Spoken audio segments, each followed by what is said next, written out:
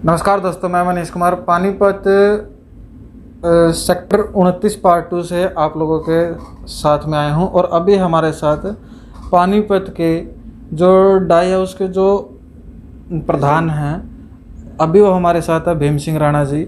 क्योंकि सभी वर्गों में समस्या है, कोरोना महामारी जैसे जैसे पैर पसारती जा रही है, सभी के काम धंधे चौपट होते जा रहे हैं। और दूसरा साल चला हुआ है कोरोना महामारी को, लेकिन इसका इलाज अभी तक नहीं मिल पा रहा है। कल दोबारा से लॉकडाउन लगा दिया गया है। बस इसमें थोड़ी व्यापारियों को थोड़ी सी राहत मिली है, इवन ओड के बेसिस पे अपनी वो दुकानें खोल सकते हैं। और ऐसे ही इंडस्ट्री के अंदर मैंने अखबारों के माध्यम से लोगों से भी ये चीज़ें सुनी हैं। और प्रवासी मजदूर पलायन कर चुके हैं, यहाँ से जा चुके हैं। और पानीपत जो है वो एक हब है। पानीपत पूरे देश के अंदर, पूरे विश्व के अंदर एक इंडस्ट्री में एक अपनी पहचान बनाए हुए है। तो जब प्रवासी मजदूर यहाँ से चले जाएंगे तो काम कैसे होगा? तो इसी चीज़ पर अभी हमारे साथ प्रधान जी हैं, अभी हम उनसे बातचीत करेंगे। क्या कुछ कहना है और किस प्रकार से उनको दिक्कतें आ रही हैं? सर नमस्कार। नमस्कार जी। जैसे अभी बात मैं कर ही रहा था, प्रवासी मजदूर पलायन कर रहे हैं और खबरों के माध्यम से भी देखा, और आपके तो यहाँ से जा ही रहे हैं, तो क्या कुछ कहना? देखिए, जहाँ तक पानीपत की बात है और मजदूरों, प्रवासी मजदूरों की बात है, तो पानीपत में लगभग क्योंकि ये मैं एक्चुअल डाटा नहीं दिखा देता, क्योंकि कोई लोग ठेकेदार के थ्रू काम करते हैं, कुछ कैसे लगभग जहाँ तक मैं समझता हूँ 5 लाख के आसपास हमारे पास वर्कर काम करता है पूरे पानीपत में। जबकि जनसंख्या के हिसाब से तो लगे तो कि यहाँ सिर्फ 7.5-8 लाख भी लोग हैं, लेकिन ऐसा नहीं है। एक रूम में 4-4 लोग भी रहते हैं, क्योंकि पानीपत एक इंडस्ट्री के चक्कर में 2,500-3,000 का रूम ही मिलता है। हाँ जी। तो 3-3, 4-4 बंदे, वो भाई भतीजा सब इकट्ठा होकर रहते हैं। तो वो ये जाने से लगभग मैं समझता हूँ 50% लेबर से 60% लेबर अपने घर जा चुकी है। क्योंकि जो पिछली बार लॉकडाउन हुआ था उसका जो डर था, वो डर आज भी कहीं ना कहीं अपने वर्कर में था। आज भी आप देखो, लगभग पानीपत से 7 से 8 जगह 3-3, 4-4 बसें आज भी जा रही हैं। हाँ जी, जा रही हैं। और किराया भी उनसे ज़्यादा लेते हैं। हाँ जी। और इवन ये है, जहाँ ऊपर लेटने की सीट है एक आदमी की, वहाँ पर 2-2 आदमी को लिटा देते हैं। बेचारों से शोषण किया जा रहा है। तो लेकिन वो जो डर पिछली बार लॉकडाउन का है, वो उनका मेन कारण है। आज जहाँ तक मैं इंडस्ट्री की बात करूँ, आज पानीपत में मेन 2 तरह की इंडस्ट्री है, क्योंकि ये हैंडलूम सिटी है। एक एक्सपोर्ट रिलेटेड जो लगभग यहाँ के 20,000 करोड़ का काम है, और एक डोमेस्टिक जो 75 से 80,000 करोड़ के आसपास का काम सालाना टर्नओवर पानीपत से है, जो बाई ईयर बढ़ता जा रहा है। क्योंकि यहाँ मिंक नया आ गया, 3D बेडशीट आ गई, पोलर आ गया, और नए साइज के ब्लैंकेट और आ रहे हैं, और नई आइटम आ रही हैं। और आने वाला समय आप देखोगे, जो ये इसका काम है टी शर्ट का, लोअर्स का जो काम है, उस काम में बहुत जल्दी पानीपत आगे बढ़ रहा है। और पिछले 5 साल में लगभग 3 गुना बिजनेस पानीपत ने बढ़ाया, और सब काम प्रवासी मजदूरी करते हैं। आज उनकी वजह से हमारा बड़ा काम नुकसान है। और उसके भी 2 कारण है। एक, प्रवासी मजदूर तो है ही है, लेकिन उससे बड़ा कारण हमारे पास डोमेस्टिक में जो है। मैं डोमेस्टिक की बात करूं तो आज हमारा ऑल ओवर इंडिया लगभग बंद है। जब इंडिया बंद है तो हमारा माल बिकेगा कहाँ? जब मार्केट बंद है तो माल बिकेगा कहाँ? तो कौन आदमी कितना स्टॉक कर सकता है? तो आज 2 समस्याएं हैं। एक तो हमारा पूरा मार्केट में काम नहीं जा रहा है, बिजली के बिल वही हैं, लेबर को, वर्कर को जो तनख्वाह है वो देनी ही है, क्योंकि हम अपने वर्कर की तनख्वाह नहीं रोकते। जो हमारे पास काम करता है हमको जरूर सैलरी देते हैं, चाहे काम हो या ना हो। बिजली के बिल है, सरकार कोई फ़ायदा नहीं कर रही है, कोई उसके अंदर राहत नहीं हमारे को दी है। यहाँ तक भी नहीं कि बिल आप आगे बढ़ दो, ऐसी भी डेट नहीं बढ़ाई अब तक। तो बाकी जो मिनिमम चार्जेज हैं वो तो बात अलग है। और दूसरा, हमारा लेबर से रिलेटेड काम दूसरा है, उसमें दिक्कत है। एक दूसरा काम हमारा एक्सपोर्ट से रिलेटेड है। एक्सपोर्ट के काम आज भी हैं, लेकिन उसमें दूसरी समस्या ये है कि आज चाइना खुला है, आज पाकिस्तान खुला है, बांग्लादेश खुला है, श्रीलंका खुला है, वियतनाम खुला है, और टर्की खुला है। ये सब देशों से तो लोग एक्सपोर्ट कर रहे हैं। अगर हमारा कस्टमर आज जो पानीपत से काम करता है, अगर वो हमारे को छोड़ के एक बार चाइना चला गया ना, वियतनाम चला गया, या पाकिस्तान, बांग्लादेश, श्रीलंका, तो वो दोबारा लौट के नहीं आता। क्योंकि ये बात आप भी जानते हो, आदमी जिस पे अपनी सेव करवाता है वो आदमी उसको जल्दी चेंज नहीं करता, पर जब एक कस्टमर में छोड़ देता है वो जल्दी नहीं आता। तो आज एक्सपोर्ट भी हमारा बुरी तरह से प्रभावित है। अब डोमेस्टिक और एक्सपोर्ट दोनों हमारे प्रभावित हैं, तो हमारी डाइंग अपने आप प्रभावित है। चाहे यहाँ पे एक्सपोर्ट का काम हो या डोमेस्टिक का, देखो सबकी माँ तो डाइंग ही है।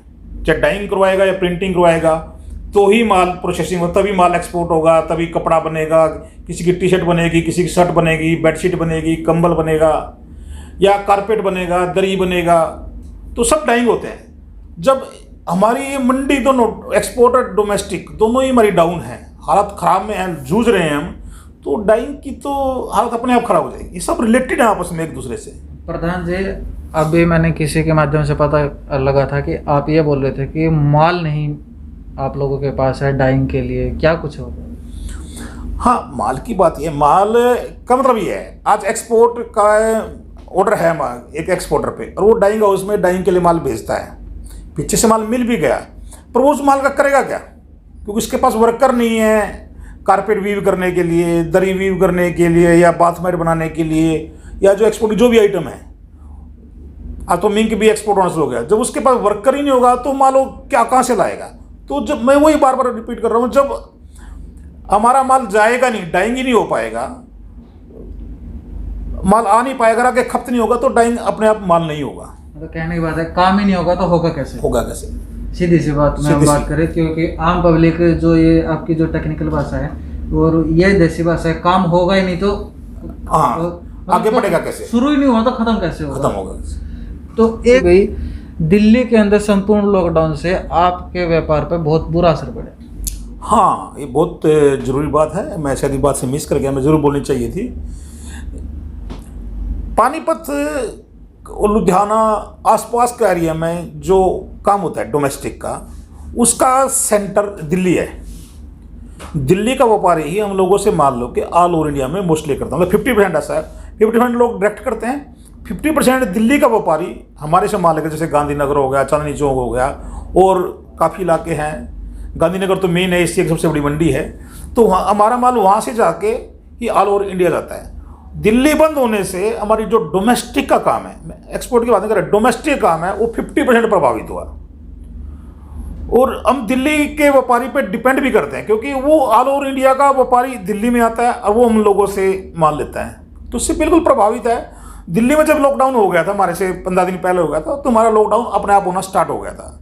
दिल्ली खुलेगा तो हमारा डोमेस्टिक काम खुलना शुरू होगा, और शुरू ऐसे ही नहीं होगा, जो काम शुरू होगा तो ऑल ओवर इंडिया से, जैसे अब केस कम हो रहे हैं, पानीपत में देख लो 800 से लगभग 88 केस थे, 88 केस, तो ऐसे ही ऑल ओवर इंडिया से भी कम हो रहे हैं। उससे भी केस जो ऑल ओवर इंडिया खुलेगा, हमारा बिहार से, बंगाल से, उड़ीसा से, राजस्थान से, यूपी से लेबर आती है, जो वो आएगी और वो ऑल ओवर मार्केट खुलेगी, तो हमारा काम प्रोग्रेस आएगा। इसमें भी लगता है मुझे 1.5-2 महीना हमें और संघर्ष करना पड़ेगा, अपने वर्कर को बैठा के तनख्वाह देनी पड़ेगी, मिनिमम बिल चार्ज देने ही पड़ेंगे। अभी जैसे अभी ऑफ कैमरा जब हम आए थे, तब कोई आपका वैसे पर्सनल चीज़ है आपकी, मैं वैसे पूछना चाहूँगा, अभी ऑर्डर कैंसिलेशन की बात चल रही थी, क्या मतलब इस तरीके से और भी व्यापारी हैं, उनको भी ऐसे चिंता सताई होती है, तो इस पर क्या कुछ कहना है? हाँ, भाईचंद साहब बैठे थे, मैं व्यापारी से बात कर रहा था, एक पार्टी का ऑर्डर था, मेरे पास वर्कर नहीं है, और उसको जो 1-2 वर्कर को तो इधर से उधर से लाके उसके ऊपर लगाए भी मशीन को, 2-4 को हम खुद भी लगा दें, साथ लग जाएं, तो उस मशीन में जो प्रॉब्लम है उसको ठीक करने वाले बंदे नहीं हैं, वो चले गए, पलायन कर चुके हैं। अब वो कब बिहार से बंद होगा, कब ट्रेनें चालू होंगी दोबारा से पूरी खुल के, बसें दोबारा स्टार्ट होंगी, तब वो आएंगी, तो वो स्टार्ट होगा, तो मतलब बिजनेस अभी 2-3 महीने डिस्टर्ब है।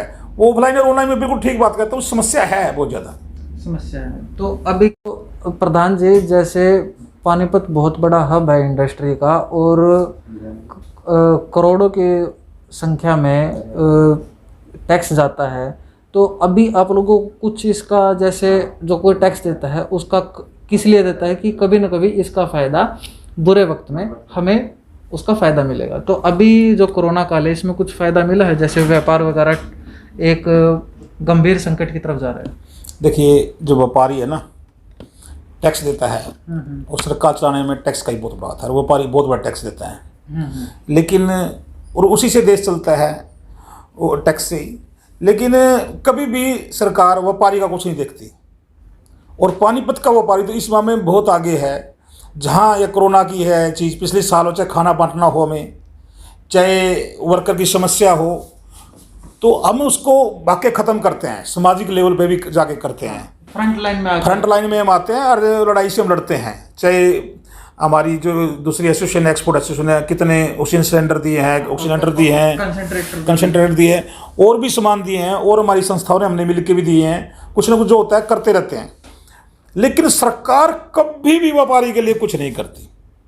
पानीपत का व्यापारी आज तक सरकार ने कभी कोई फायदा नहीं दिया। हमेशा वो अपनी मेहनत से, अपनी कारीगरी से आगे बढ़ा है, और सरकार इसके लिए कोई नहीं करती। इवन ये नहीं कि बिजली का जो मैक्सिमम बिजली का चार्ज है, फैक्ट्रियाँ बंद है, वही कर दे।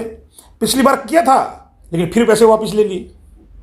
मतलब एक बार कम करके भी हम नहीं लेंगे, पर मुख्यमंत्री जी घोषणा कि हम दे देंगे, इसको कटा दिया, फिर दोबारा धीरे धीरे करके फिर वो हमारे से ले लिया उन्होंने। लेकिन अब की बात, वो समय भी नहीं दिया हमारे को, वो समय भी नहीं दिया। तो ये बात बहुत मुख्य चीज़ें हैं कि समय भी नहीं दिया। और एक चीज़ मुझे अभी पता चली है कि लास्ट जो लॉकडाउन था उसमें जो बिलों में जो रियायत दी थी, लेकिन रियायत देने के बाद दोबारा से फिर वो धीरे धीरे करके वो बिल वापस ले लिया। तो मैं सरकार से समस्या है, तो अभी क्या अपील करना चाहोगे जनता को, क्या कुछ कहना चाहोगे? देखो, मेरी जनता से अपील है, देखो ये महामारी है, बिजनेस भी हम बढ़ाएंगे, आज नहीं है तो कल कमाएंगे, लेकिन जीवन जरूरी है।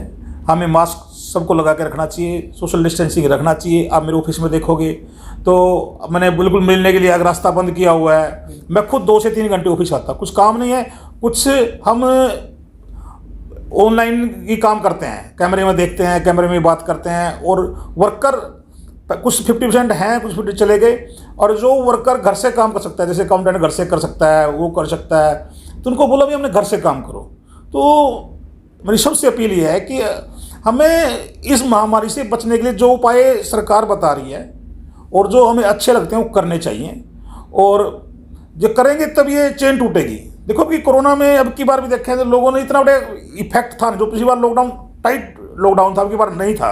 हाँ, ये चीज़ देखने को मिली, क्योंकि आपने बात ही यहीं से हमारी शुरू हुई थी कि लोगों के अंदर, मजदूरों के अंदर वो डर बैठा हुआ था जो पहले वाले लॉकडाउन का था। लेकिन सरकार ने भी थोड़ी सी छूट दी, फैक्ट्रियाँ खोल के रखी, क्योंकि फैक्ट्रियाँ नहीं खोले रखते तो ये वही काम हो जाना था जो पीछे हुआ था।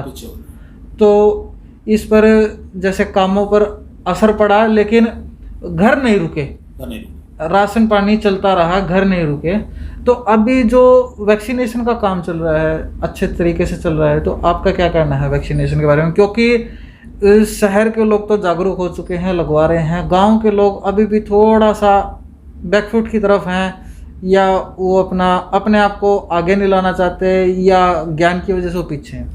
हाँ, बिल्कुल सही बात है। मैं खुद अपने गांव में गया था, और बहुत बड़ा गांव है हमारा, हरियाणा का 3-4 बड़ा गांव होगा, गांव सालोन पड़ता है डिस्ट्रिक्ट करनाल में। हाँ जी। तो वहाँ हुआ क्या, इंजेक्शन लगा, वही इंजेक्शन तो वैसे ही काम 20 दिन के बाद करता है। 1-2 आदमी की डेथ हो गई शायद वहाँ पे। वो अचानक हो गई, बीमार था वैसे ही। लेकिन एक दुर्भावना फैल गई, लोग लगवाई नहीं। अब देखो तो पानीपत के बहुत लोगों ने, स्लोट लोगों ने इंजेक्शन नहीं लगवाए, तो पानीपत के लोग जाके 40 किलोमीटर मेरे गांव में जाके लगवा रहे थे। बहुत लोगों मेरे से रास्ता पूछे, इस सालोन गांव का रास्ता बताओ, क्यों उनमें गलत भावना फैल गई। लेकिन मैं सभी साथियों से, सभी नागरिकों से अपील करता हूं, देशवासियों से, ऐसा कुछ नहीं है। जो वैक्सीनेशन है इस सुचारू रूप से चलना चाहिए, तभी ये कोरोना की लाइन टूटेगी। और हमारी वैक्सीन जो इंडियन वैक्सीन है, दोनों बहुत अच्छी है, जो मिले उन लगवा लेनी चाहिए। देखिए, ये भावनाएं जो है कि इससे ऐसा हो जाता है, ऐसा बिल्कुल नहीं है। जो आदमी बीमार है, वैक्सीन तो 20 दिन बाद असर करना है, सब कुछ नहीं, तो आदमी को करना चाहिए और सबको वैक्सीन लगवानी चाहिए, तब ये लाइन टूटेगी, तब इंडिया स्वस्थ रह पाएगा, तब इस जो एक कोरोना का है वो टूट पाएगा वायरस। ठीक है, तो अभी हमारी बातचीत हुई है जो पानीपत के डाई हाउस के जो प्रधान है भीम सिंह राणा जी, तो हमारी अच्छी खासी बातचीत हुई है, और जो टॉपिक्स थे वो टॉपिक जो मैं लेके आया था वो टॉपिक सारे के सारे क्लियर हुए हैं। तो इस वीडियो के साथ मैं ये वीडियो यहीं पे समाप्त करना चाहूँगा। जय हिंद, जय हरियाणा, जय भारत।